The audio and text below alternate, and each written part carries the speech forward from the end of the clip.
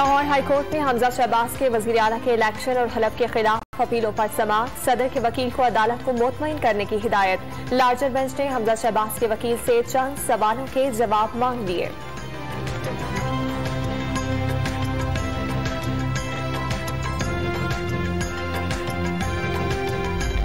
पाकिस्तानी सफारत खाने अफगान शहरियों की मौजूदा शहरियत पर वीजा दरखास्तों का जायजा लेंगे।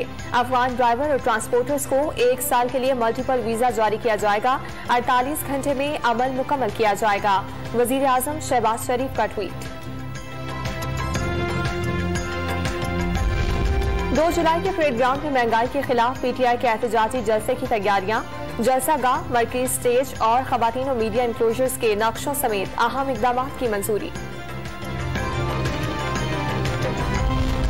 कराची में एलानिया और गैर एलानिया तवील लोड शेडिंग का सिलसिला रुक नहीं सका। बेशतर इलाकों में 6 से 10 घंटे तक की बंदिश। वजीर तमन्नाई सिंध ने के इलेक्ट्रिक हुक्काम को आज तलब कर लिया।